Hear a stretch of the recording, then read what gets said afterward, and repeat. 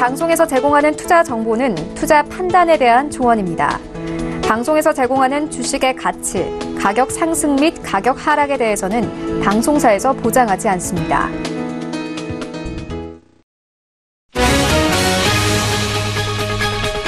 오늘의 헤드라인 뉴스입니다. 뉴욕 증시에서 주요 지수는 미국과 중국의 무역 협상에 대한 기대로 상승했습니다. 뉴욕 증권거래소에서 다우존스 지수는 전장보다 0.54% 상승한 23,559.50에 거래됐습니다. S&P 500 지수는 전장보다 0.8% 오른 2,552.27에, 나스닥 지수는 1.33% 상승한 6,828.20에 거래됐습니다. 국제 유가는 사우디아라비아가 유가 부양을 위해 대규모 수출 감축에 나선다는 소식으로 상승했습니다. 뉴욕 상업거래소에서 2월물 WTI 가격은 배럴당 1.2% 상승한 48.52달러의 장을 마감했습니다. 시장은 사우디의 수출 감축과 미중 간 무역 협상 관련 소식을 주시했습니다. 라파엘 보스틱 애틀랜타 연방준비은행 총재는 중립금리 수준으로 2.5에서 3.25%를 추정했습니다. 연준은 올해 한 번의 금리 인상을 단행할 것으로 예상했습니다. 보스틱 총재는 미국 경제는 꽤 좋은 위치에 있으며 앞으로도 호조세를 이어갈 것이어서 전망도 좋다며, 다만 향후 3에서 6개월 기업주들이 불확실성을 가지는 등 구름이 있다고 말했습니다. 지난해 12월 미국의 고용 추세 지수가 111.61로 전월 대비 큰 폭으로 상승했다고 컨퍼런스 보드가 발표했습니다. 지난 11월 고용 추세 지수는 종전 110.41에서 110.23으로 하향 조정됐습니다. 외신들은 최근 몇 주간 우울하고 비관적인 전망이 뉴스를 지배하고 있는 가운데 고용 관련 주요 지표들이 성장하고 있는 것은 안도감을 줄 수 있다고 분석했습니다.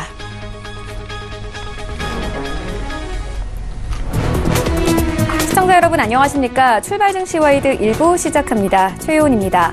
어제 우리 시장 코스피와 코스닥 양지수 모두 상승하면서 마감이 됐습니다. 코스피 같은 경우에는 2037선까지 오르면서 마감이 됐고요. 코스닥은 670선에서 마감이 됐습니다. 수급 상황도 개선이 되는 모습이었습니다. 코스피 시장에서 외국인들과 기관들 동시에 매수에 나서기도 했습니다. 그리고 지금까지 우리 시장을 짓눌러오던 이 글로벌 경기 둔화에 대한 우려감도 조금씩 잦아들기 시작을 했고, 미국과 중국이 무역 협상에 다시 한번 나섰다는 소식과 함께 시장은 기대를 하는 분위기였습니다. 아시아 증시가 전반적으로 강세였습니다. 니케이 지수 2% 넘게 상승을 했고, 이 중국 증시, 대만 증시, 그리고 인도 증시까지 모두 강세를 보이면서 마감이 됐습니다. 이런 가운데 뉴욕 증시 3대 지수 다시 한번 상승세 보여주었는데요. 이런 시장 상황들 오늘 출발 증시 와이드 1부와 함께 정확하게 다뤄보도록 하겠습니다. 네, 먼저 오늘 글로벌 시시각각 시간에는요, 이 뉴욕 증시에서 애플 주가는 주춤하지만 오히려 넷플릭스의 주가는 고공행진을 하고 있습니다. 주가 흐름과 시장 분위기 함께 살펴보도록 할 테고요. 이어서 중국의 인민은행이 이 지준율을 인하한다는 소식과 함께 미국과 중국의 미중 협상으로 인해서 중국 증시에 대한 기대감 다시 한번 높아지고 있습니다. 함께 살펴보도록 하겠습니다. 네, 이어지는 라이브 이슈타임에서는요, 우리 증시 연초부터 2거래 연속 하락세를 이어온 바 있습니다. 사실 내부적으로 긍정적인 모멘텀이 부족한 것이 사실인데요. 함께 시장 분위기 살펴보도록 할 테고요. 이어서 오늘 삼성전자의 4분기 이 잠정 실적 발표를 앞두고 있습니다. 이 최근 애플 쇼크로 인해서 이 IT 업계가 술렁이고 있는데 함께 살펴보도록 하겠습니다. 출발 증시 와이드 1부 지금 출발합니다.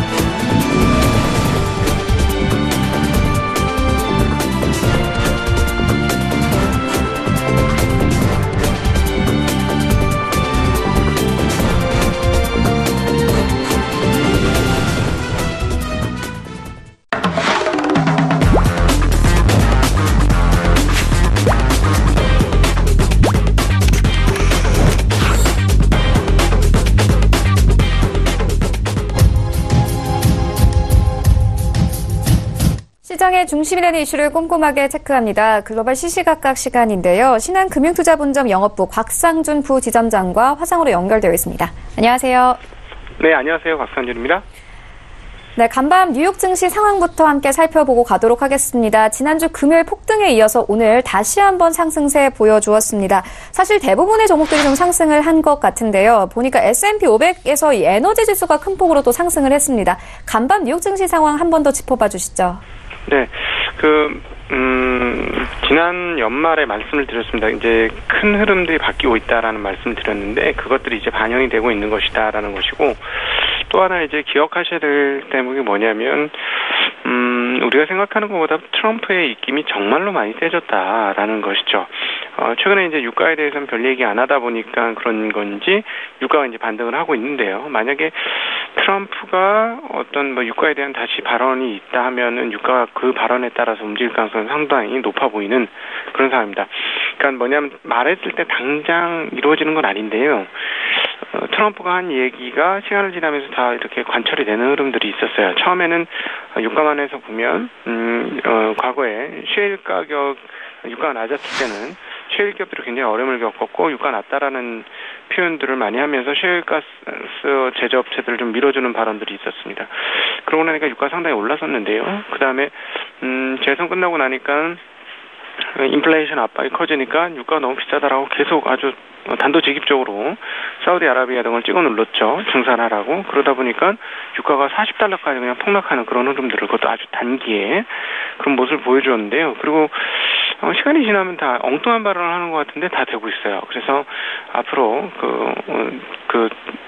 저도 트럼프의 친구가 돼야 돼, 친이 돼야 되지 않느냐 하는 생각이 들 정도로 요즘 발언이 굉장히 강력해지고 있기 때문에 미국 증시에 있어서는 이 부분들을 좀 꼭 감안하면서 시장을 보시면 좋을 것 같고요. 작년 연말에 말씀드렸던 것처럼 바뀌었습니다. 분위기가 완전히 바뀌어서 지금 시장에 많은 참여자들 그리고 일반 투자자 그리고 단련되지 않은 심리를 갖고 있으신 분들은 굉장히 패닉에 빠져서 불안불안하실 텐데 아니다라는 거 계속 말씀드리는데요. 뭐가 아니냐? 시장을 짓누르던 3고가 없어졌다라는 겁니다. 3고는 계속 말씀드리자면 뭐죠? 고달러, 고금리, 고유가 이 세 가지인데요. 이 부분들이 바뀌었죠. 아까 유가를 언급했습니다만 70달러대에서 40달러대면 완전히 3분의 1이 날아갔으니까요. 그만큼 이렇게 유가가 떨어져 있고 그다음에 금리는 10년물 미국 국채금리 기준으로 3.2가 넘는 그런 흐름까지 가다가 무려 2.6이 깨지는 지경까지도 떨어졌었죠. 그리고 달러와도 97대 중후반까지 가던 것이 이제는 95대 정도 수준까지 떨어지는 그런 양상들을 보여주고 있습니다. 그리고 이 달러가 조금만 더 떨어진다면 분위기는 완전히 많이 달라질 것으로 보여지고 여기에 추가적으로 하나 한국 입장에서는 바랬던 것이 뭐냐면 중국의 부양책이었습니다. 근데 중국이 이제 지준율까지 인하하는 그런 양상을 보여주었기 때문에 이 토탈리하게 분위기가 작년 연말하고는 판이하게 달라졌다. 그래서 아무도 지금 예상 안 하고 있습니다만 오히려 빠르면 1월 달부터 시장의 랠리 가능성이 상당히 높은데 오늘 뉴욕 증시는 그 부분을 보여주었다는 것에서 좀 의미가 있다라고 보겠습니다. 그럼에도 불구하고 한국 시장 입장에서 보면 미국 시장이 너무 이렇게 좋은 것은 별로 좋지 않다. 왜냐하면 가장 작년도 우리를 짓눌렀던 사람 한 명을 꼽으라면 사실 트럼프보다는 제롬 파월이었습니다. 제롬 파월이 굉장히 강한 어조로 매파적인 태도로 지속을 했기 때문에 투자자들, 시장 참여자들에게 사인을 주었죠. 어떤 사인? 연준은 계속해서 금리를 올릴 것이다라는 사인을 주었고 4번뿐만 아니라 더 올릴 수도 있다. 라는 사인을 줬죠. 그런데 이제 그 금리 올리는 것에 있어서 좀 약한 지역이 있습니다. 바로 이제 신흥국들인데요. 금리를 올린다고 하니까 그 금리가 올라가고 진짜로 올릴 것으로 예상되는 그 시점부터 신흥국 증시는 모두 망가지기 시작했습니다. 그것이 2018년 2월부터 나타난 현상이고요. 그러니까 금리를 올리고 나서 앞으로도 더 올릴 거라고 예상되면서부터 신흥국이 망가졌고 그럼에도 불구하고 미국 경제는 워낙 좋았기 때문에 계속해서 랠리를 뽑아내다가 그리고 과열 징후까지 계속 보여주었기 때문에 미국에서는 금리를 안 올릴 일이 없었고 올렸는데 그것이 이제 4번 연속으로 올리고 나서도 추가적으로 올릴 게 예상되자 공포감으로 그 분위기가 급전직하했죠. 그러면서 빠지면서 파월 의장의 그 발언들이 톤다운이 확연히 됐습니다. 이번에 이제 파월은 뭐라 그랬죠?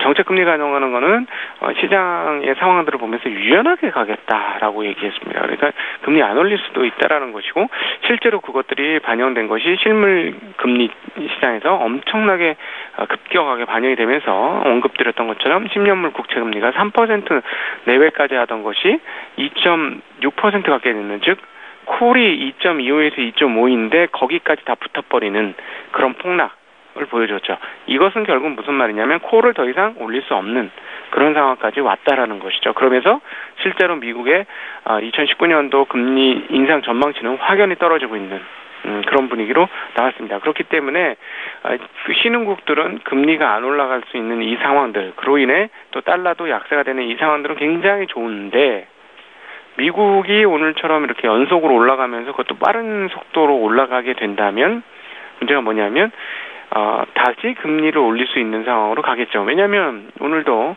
연준의 총재들이 얘기하는 건 미국 경제에 대해서는 뭐 이렇게 계속해서 긍정적인 시각이거든요. 미국 경제 좋다.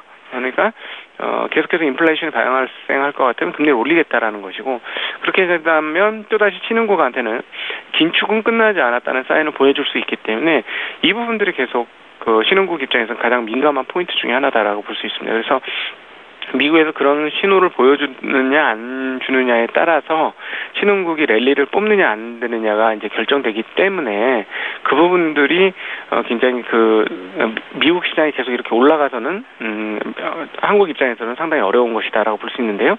어찌됐건 미국이 오늘 이렇게 오른 데는 주요 내용들을 따져보면 USTR 미국의 무역대표부와 중국이 이제 본격적으로 협상을 시작을 했고 이제 지금쯤 하는 게 맞죠?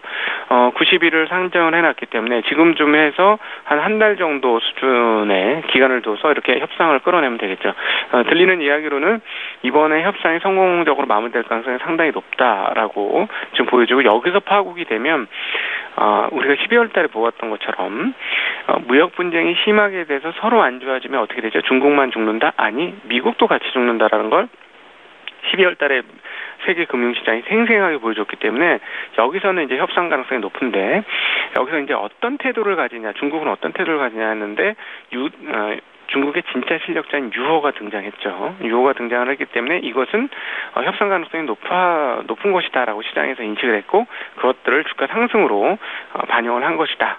라고 보시면 되겠습니다. 그래서 어찌됐건 현재까지 이제 포착이 되어지는 부분들은 미국과 중국의 무역 협상들이 이제 조금 회복이 될 것이다라고 예상이 되어지고 그다음에 제롬 파월의 발언 등을 감안을 했을 때 이제 미국의 긴축도 한 템포 쉬어가는 그런 상황이 되었다. 그리고 오늘 그것도 유가는 사우디에서 너무 유가가 떨어지니까 감산을 하겠다, 감축하겠다라고 수출 감소를 시키겠다 이런 이야기를 하면서 올랐는데 여전히 뭐 아직까지는 낮은 상황이 때문에 이것이 이제 시장에 크게 영향을 미치지 못할 것이고 대신에 그동안 빠졌던 에너지 관련 주식들은 당연히 반등하는 그런 수준을 가질 것이다라고 보여지고요.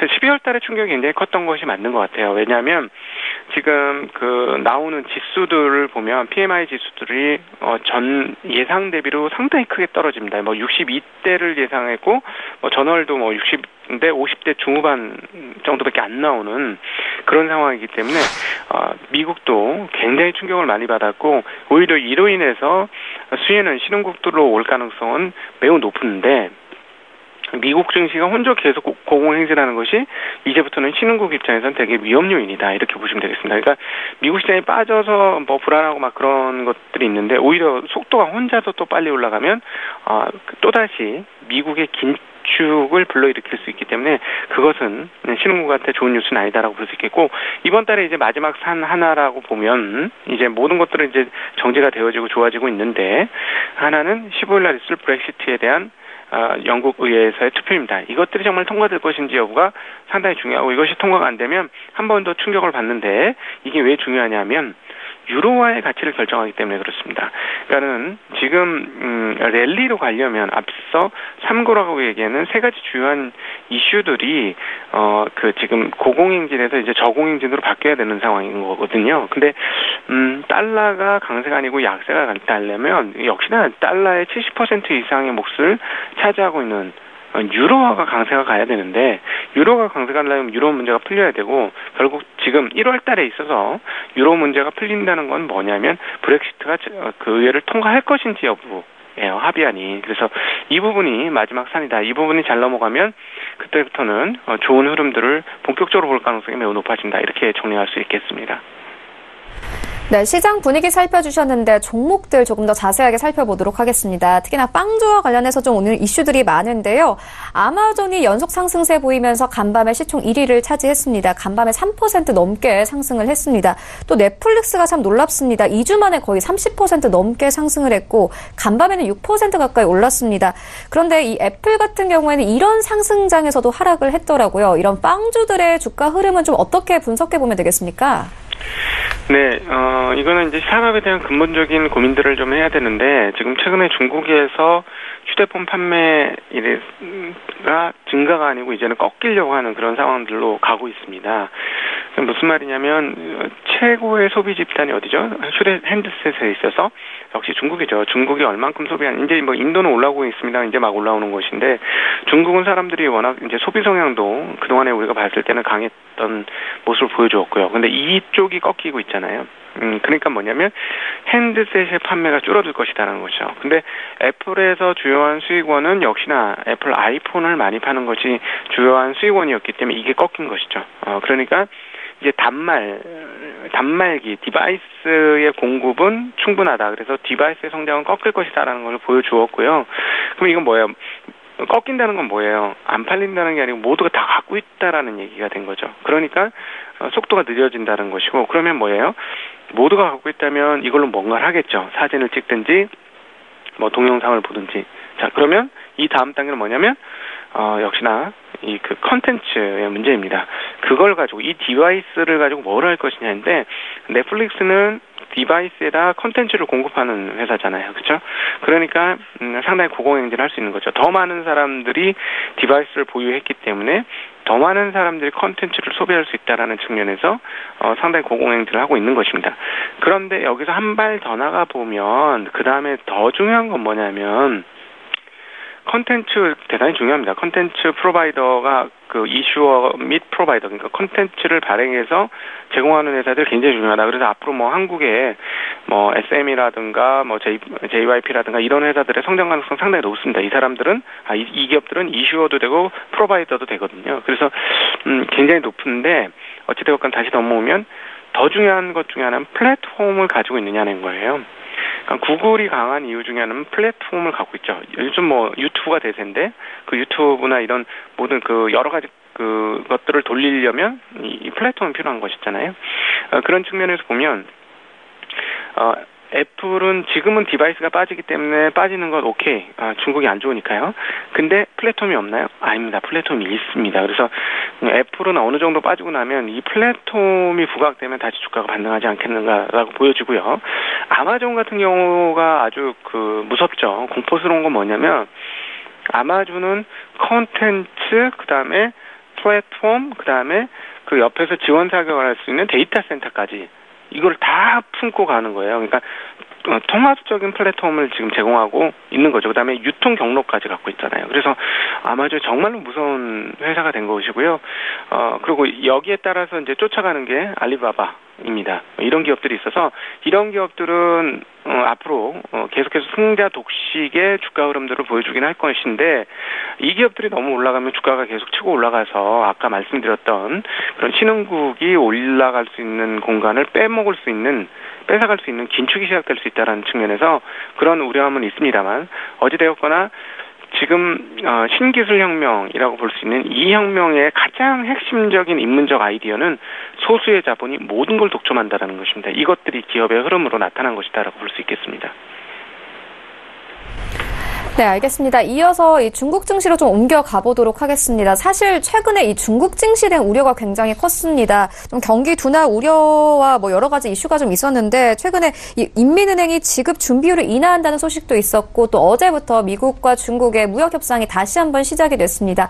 어제 중국 증시 강세였는데 이런 흐름 계속 이어갈 수 있을까요? 네, 생각보다는 강세가 좀 낮았죠. 왜냐하면 이 지급준비율이라는 게 뭡니까? 네, 은행이 1억 가지고 있는데 지급준비율 10%면은 9천만 원 갖고 장사하라는 얘기잖아요. 그러면 이제 지급준비율이 100bp나 낮아졌다는 건, 예를 들자면 10억 들고 있는데 2억은 쟁겨놓고 8억만 가지고 장사하라고 한 거를 100bp, 100bp를 열어줬으니 9억 갖고 장사할 수 있도록 이렇게 열어준 거나 마찬가지인 거예요. 쉽게 얘기하면 1%가 내려갔으니까 이게 굉장히 큰 겁니다. 왜냐하면 이게 한 번 빌려주고 끝나는 게 아니라 빌려준 거를 또 빌려주고 또 빌려주고 또 빌려 여러 번 회전을 하잖아요. 통화 승수가 일어나는 거니까 통화 승수가 보통 한 16바퀴 돌지 않습니까, 보통? 그러면 이것이 어마어마하게 큰 돈으로 가게 되는 거고요. 중국같이 성장률이 꽤 나오는 나라들 입장에서는 사실 금리가 중요한가요? 미국같이 이제 성장률이 3% 언더 나오는 데는 금리가 대단히 중요하지만 6% 나오는 데는 금리가 중요하잖아요. 우리나라 80년대 돌아보면 돼요. 그때 대출금리 막 15%, 17% 이랬거든요. 그러니까 금리가 중요한 게 아니고 돈을 얼만큼 풀어주느냐가 되게 중요한데 그런 측면에서 보면 지급률을 상당히 큰 폭으로 낮췄다라는 것은 돈을 많이 풀어준다는 것이고 그러면 상당히 활성화될 수 있는 것입니다. 이것들은 시간이 지나면서 반영이 될 것인데요. 생각보다 상당히 큰 폭의 기준율 인하라는 건 그만큼 중국 경기가 그동안 상당히 어렵다라는 것을 반증을 하는 것이다라고 볼 수 있겠고 어찌되었건 이 부분들은 시간이 갈수록 점차 위력을 발휘하게 될 겁니다. 그래서 이것은 좋은 뉴스라서 중국 시장 입장에서는 그동안 상당히 장기간 동안의 하락을 경험을 했었는데 이걸 뒤집을 수 있는 가능성이 조금 커진 것이다라고 긍정적으로 보셔도 될 것 같고요. 그다음에 이제 미중 무역 협상까지도 잘 끝내준다면 오히려 그 작년도에 가장 안 좋았던 시장 중에 하나인 중국이 2019년도 초반 1분기와 2분기 이 사이에는 전 세계적으로 가장 높은 수익률을 내줄 수도 있다는 점도 감안하셔야 될 것 같습니다. 네, 알겠습니다. 지금까지 신한금융투자본점 영업부 곽상준 부지점장과 함께했습니다. 고맙습니다. 네, 감사합니다.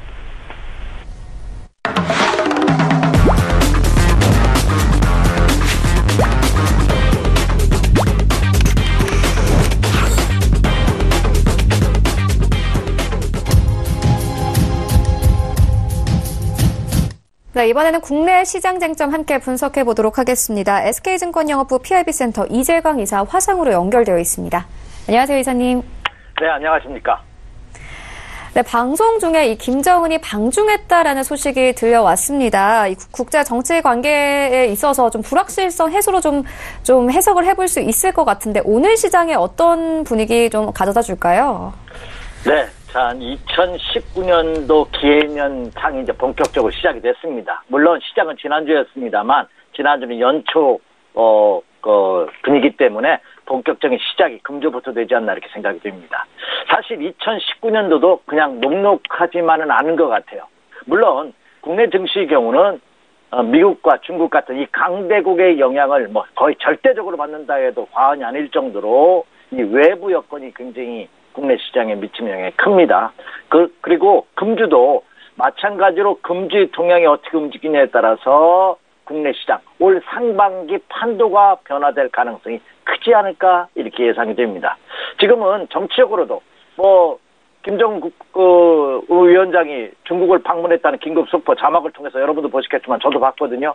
지금 미국과 북한 간의 정상회담을 앞두고 있는 시점 미묘한 관계에서 어차피 의지할 수 있는 건 중국을 방문함으로써 김정은 위원장이 시진핑 주석과 또 회담을 하지 않을까 이렇게 전망이 되고 있는데요. 어쨌든 이런 긴박하게 움직이고 있는 이 정치적인 동향도 꼭 체크해볼 사항이 아닌가 생각이 됩니다. 자, 국내 증시도 2019년 들어서 코스피 종합지수가 2000포인트가 붕괴되는 그런 어려움을 겪었습니다만 자, 전일장에서 미국 시장을 포함한 선진국 시장의 상승에 힘입어서 2030포인트대까지 회복되는 그런 모습을 보였습니다. 그래서 국내 시장도 이제는 차가운 북풍 한설에서는 벗어난 듯한 모습은 보여주고 있지만 아직도 꽃샘추위가 좀 남아있는 아직은 여전히 불안한 그런 모습을 보여주고 있다. 그래서 아직 완전히 본격적인 추이는 벗어나는 최악의 상황은 벗어났다고는 하지만 아직도 조금 더 확인해봐야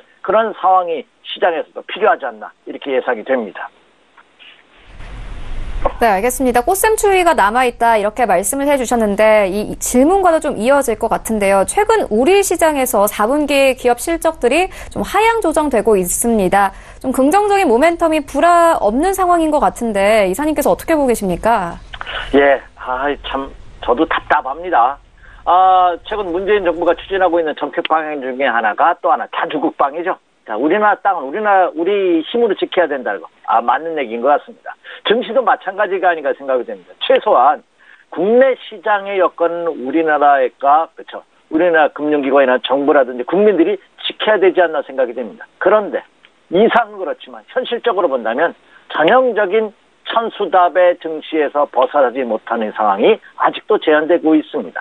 천수답이라는 게 뭐죠? 그렇죠. 산 비탈에 있는 논 같은 거, 다랭이 논이라고 하죠. 하늘에서 비가 내려줘야만이 농사질 수밖에 없는. 그러니까 호수라든지 이런 게 전혀 수리시설이 비약한 그런 모습이죠. 국내 증시도 그런 것이 아닌가. 미국과 중국 같은 선진국 시장이 안정화돼야지만 그들이 좋아져야지만 국내 증시도 활성화될 수밖에 없는 그런 취약한 증시가 여전히 제한되고 있습니다. 이번 장에서도 국내 증시 전일장 상승을 했지만 국내 내적인 요인보다는 다분히 외적인 요인에 의해서 미국과 중국 간의 무역 분쟁 완화 소식 그리고 파월 의장의 비둘기파적인 발언 이런 것들이 미국 시장을 상승시켰고 그 여파로 인해서 국내 증시도 상승하고 있는 그런 모습입니다.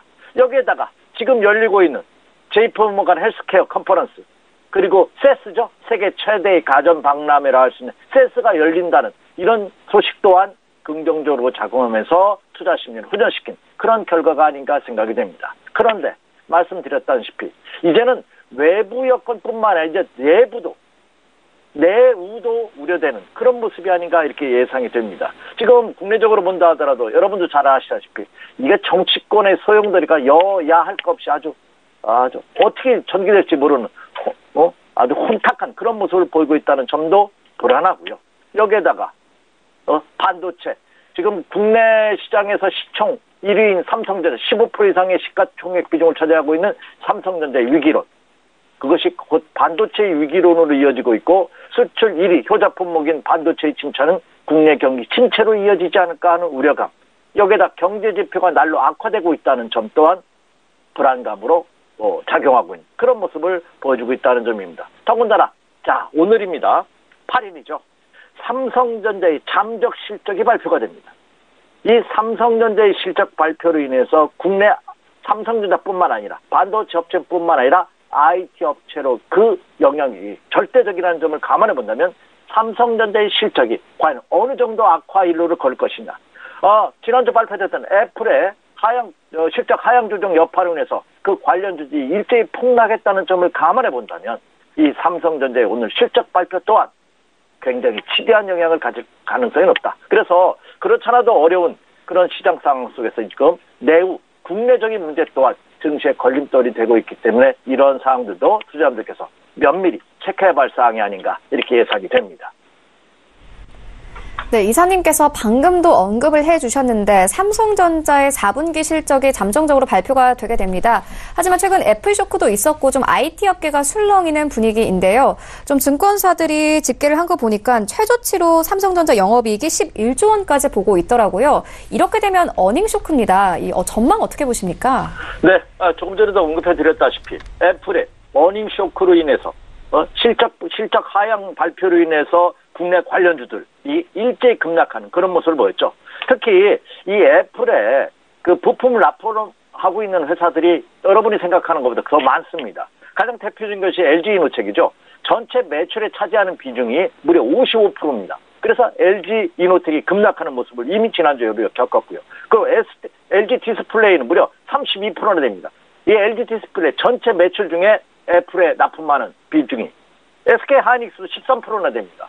삼성전자도 6%, 크진 않습니다만 6%의 매출 비중을 애플과 연관을 갖고 있다는 거죠. 그래서 애플의 컨퍼런스 하향 조정 소식은 국내 IT 업계 전반에도 악영향을 끼친 것은 당연하고요. 근데 여기에다가 이 애플의 실적 악화 소식이 채 가시지도 않았는데 이제 오늘 삼성전자의 실적이 발표되는데 사실 삼성전자는 지난 한 해 동안 많은 투자자들의 우려에도 불구하고 고공행진을 보였어요. 뭐가? 실적이. 근데 이 4분기를 정점으로 해서 올해 하향 조정될 가능성이 굉장히 높아지고 있다는 점이죠.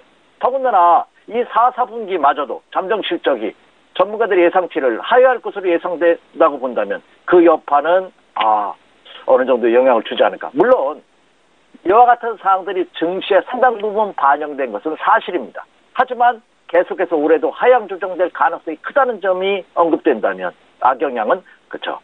어느 정도 우리가 감내해야 되지 않을까 이렇게 생각이 되고 있습니다. 또한 오늘 삼성전자 실적 발표를 필두로 해서 LG 디스플레이라든지 SK 하이닉스 그리고 LG 이노텍 그리고 삼성 디스플레이까지도 실적이 줄줄이 발표가 됩니다. 올 1월 말까지.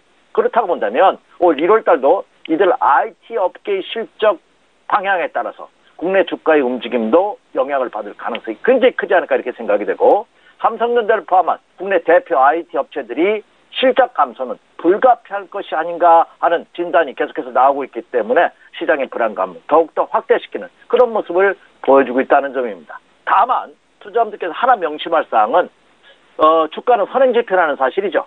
이미 많은 증권사라든지 애널리스트들의 보고에 리포트에 의해서 실적이 하향 조정될 것이라는 것이 이미 시장에 상당 부분 반영된 것은 사실입니다. 하지만 추가 급락의 가능성은 적었다 하더라도 상승 반전을 확인하기 전까지는 투자에 좀 더 신중한 접근이 필요하지 않을까. 따라서 오늘 삼성전자의 실적 발표 여러분 꼭 체크해 주시면서 1월 말까지 진행되는 이 IT 대표 업체들의 실적 발표 또한 같이 체크해야 될 사항이다. 이렇게 말씀을 드립니다. 네, 오늘 삼성전자 이 실적이 좀 발표가 되는 만큼 오늘장 전략 어떻게 가져갈지가 좀 궁금한데요. 어떻게 가져가 보면 될까요? 지금 이번 주도 오늘 이제 주초 화요일입니다. 이번 주 다음 주까지도 굉장히 중요합니다. 주식 매매를 하지 않는 분이라 할지라도 이번 주와 다음 주 시장 상황은 면밀히 체크해볼 필요가 있다 이렇게 말씀드립니다. 이번 주에도 제가 체크할 사항 몇 가지 중요한 점을 언급해드리도록 하겠습니다. 첫째는 제가 앞서서도 국내 시장에 대해서도 조정에 대한 염두를 두자 보수적인 투자 전략을 말씀드리면서 그래도 일말의 위안이 되는 것은 원달러 환율 동향이다 하는 말씀 드렸습니다. 어제 장에서도 이 환율 시장이 안정화됐죠. 5원 90전이 하락을 했어요. 그래서 1118원 60전 1130원대까지 급등을 했다가 다시 이제 1110원대로 안정화됐는데요. 1110원대로 안정화되는 원달러 환율 시장 모습이 그나마 위안이 되고 있는 그런 모습입니다. 계속해서 환율 시장 체크해 주시기 바라고요. 또 하나는 국내 증시는 앞서서 언급해드린 바와 같이 천수답 증시다 하는 말씀 이미 드렸습니다. 큰손 세력들이라 할 수 있는 기관과 외국인 투자가들이 매수해줘야지만 국내 시장을 움직일 수밖에 없어요. 올해 들어서 처음으로 어제 기관과 외국인 투자가들이 모두 쌍끌이 매수를 해주는 모습을 보였죠. 코스피 시장에서 기준으로 본다면 전일 국내 기관은 1645억 원, 외국인은 56억 원 순매수하는 모습을 보였습니다. 과연 오늘도 기관과 외국인이 매수일을 보일 수 있느냐의 여부 계속해서 한번 체크해 주시기 바라고요. 이번 주에도 굵직굵직한 경제지표가 굉장히 많습니다. 이것 또한 꼭 체크될 사항이 아닌가 이렇게 예상이 됩니다. 오늘과 내일 미국 시간으로 오늘과 내일입니다. 미국과 중국의 차관급 무역회담이 열리죠. 지금 베이징에서 미국과 중국의 차관급 회담이 열립니다. 그런데 오늘 새벽에 끝난 뉴욕 증시 여러분도 보셨겠지만 크게 상승하는 모습을 보였습니다. 그 이유가 차관급 회담에 중국의 류호 부총리가 방문을 했다고 합니다. 차관급 회담에 부총리가 방문을 함으로써 중국이 적극적인 의사표명을 한 것이 아니냐 하는 소식이 전해지면서 미국 증시가 크게 상승하는 그런 모습을 보였거든요. 과연 이 미국과 중국과의 무역 협상 어떻게 귀결이 되는지 체크해 주시기 바라고요. 그리고 지금 7일에서 10일까지 JP모건 헬스케어 컨퍼런스가 열리고 있죠. 그래서 제약과 바이오주들이 선별적으로 급등락을 하는 그런 모습을 보여주고 있습니다. 그리고 말씀드렸던 오늘 삼성전자의 잠정 실적 발표 계속해서 체크해 주시기 바라고요. 그리고 주중반으로 넘어가면 10일날 FOMC 의사록이 발표가 됩니다. 과연 이번 FOMC 회의에서 파월 의장이 약간 비둘기적인 발언을 했죠.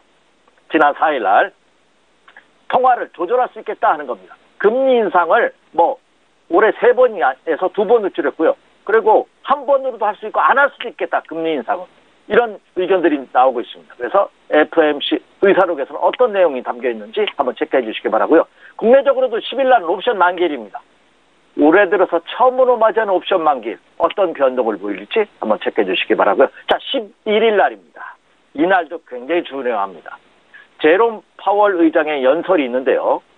지난 4일 연설에 이어서 계속해서 비둘기적인 멘트를 날리는지 여부 한번 체크해 주실 필요가 있겠다 이렇게 말씀을 드립니다. 그리고 다음 주에 제가 이 시간을 통해 다시 한번 언급해 드리겠습니다만 다음 주는 세계 주요국의 수정 경제 전망치가 나옵니다.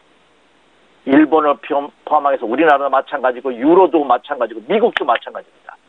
다음 주 초부터 수정 경제 전망치를 각국이 어떻게 수정을 해놨는지 얼마나 낮췄는지 꼭 체크해 보셔야 될 사항이다. 그래서 이번 주와 다음 주까지는 제가 말씀드렸던 이런 경제지표 중요한 이슈들 꼭 체크해 주시기 바랍니다. 자, 이제 결론입니다.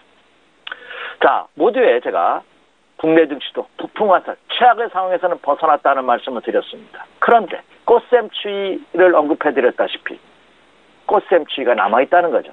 지금 꽃샘추위는 제가 지금 말씀드렸던 사항을 체크하셔야 된다는 얘기입니다.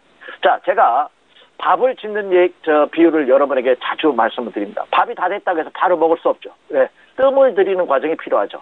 국내 증시도 그 뜸을 들이는 과정이 필요하지 않나 이렇게 예상이 됩니다. 다시 한번 강조해 드립니다. 주식 투자 이번 겨울, 지난 겨울에서도 여러분 뼈저리게 느꼈지 않나 생각이 됩니다. 확인하고 건널 필요가 그죠? 100% 있습니다. 개인 투자, 일반 투자자분들께서는 더군다나. 그래서 지금의 시장은 급락은 일단락된 모습이다. 하지만 아직은 상승 전환이 아니라 반등 국면이라는 점 꼭 명심하시기 바랍니다. 반등이라는 건 뭐죠? 상승 전환됐다면 그렇죠? 초보 투자자분들도 주식시장 들어와서 먹을 확률이 높다는 얘기입니다. 근데 반등이라는 것은 초보 투자자들에게는 상당히 어려운 장이다 하는 점을 꼭 명심하시기 바랍니다. 그래서 아직은 반등 장세이기 때문에 추격 매수는 자제하자 이렇게 말씀을 드리고요.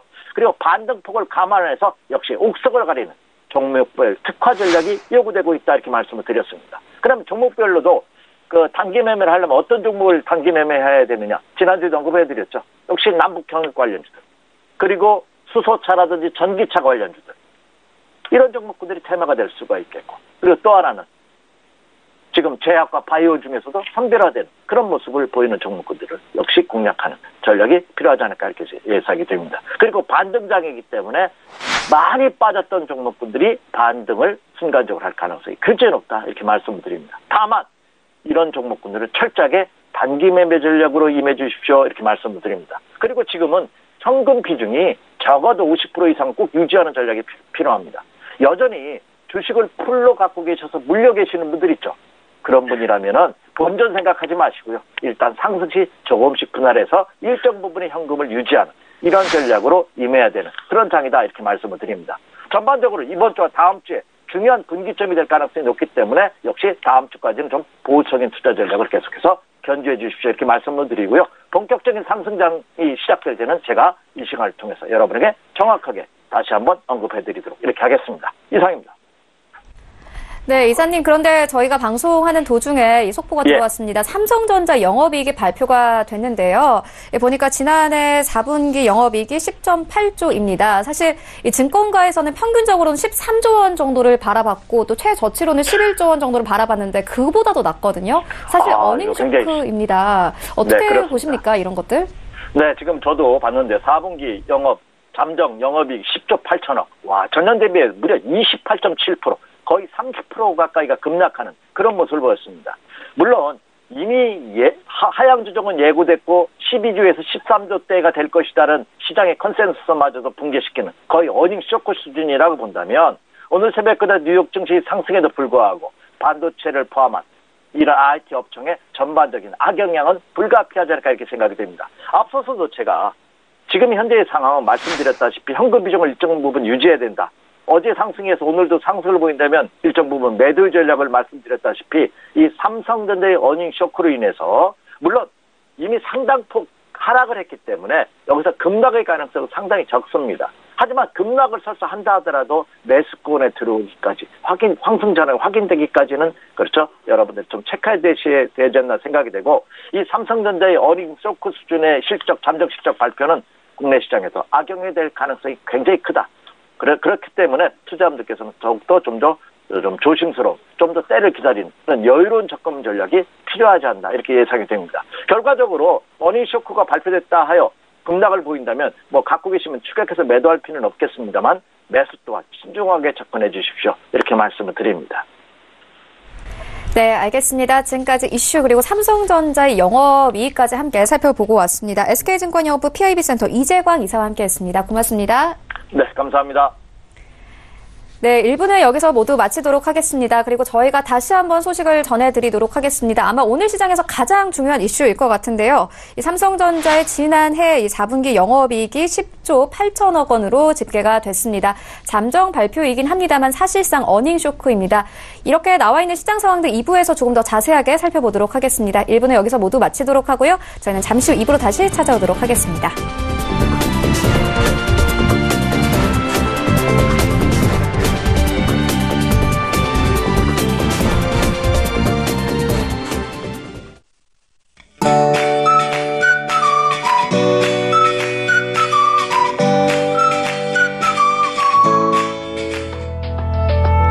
안녕하세요. K웨더 라이프스타일 예보 박유라입니다. 오늘도 미세먼지에 대한 대비가 필요합니다. 전국적으로 초미세먼지 농도가 나쁨 수준을 보이고 있는데요. 출근길 마스크를 꼭 챙기셔야겠습니다. 하지만 오후 들어서는 다시 보통 단계를 되찾겠습니다. 한편 요즘 이렇다 할 눈비 소식이 없어서 이 대기의 건조함이 나날이 더 심해지고 있는데요. 화재 사고 소식이 많은 만큼 불씨 관리에 각별히 주의하셔야겠습니다. 한편 오늘 아침도 예년과 비슷한 정도의 추위를 보이며 심한 한판 없습니다. 다만 오후부터는 찬바람이 유입되면서 다시 추워지겠는데요. 낮 동안 영하권을 보이겠고 내일은 서울의 아침 기온이 영하 9도까지 내려가는 등 반짝 강추위가 찾아오겠습니다. 하지만 모레부터는 차츰 기온이 올라 평년 기온을 회복하면서 추위가 주춤하겠습니다. 오늘은 중국 북부지방에서 확장하는 고기압의 영향을 차차 받겠습니다. 다음은 자세한 지역별 날씨입니다.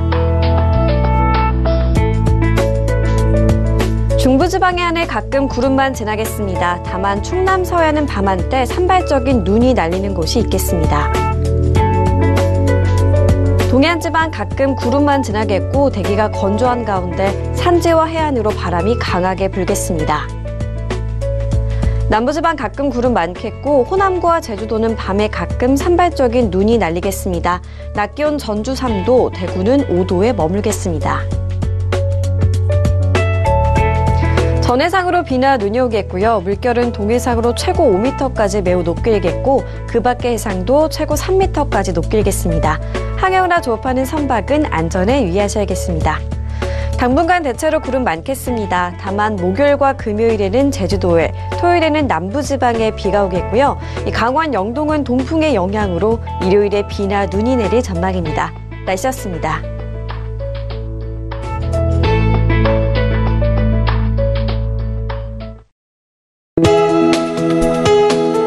본 방송에서 제공하는 투자 정보는 투자 판단에 대한 조언입니다.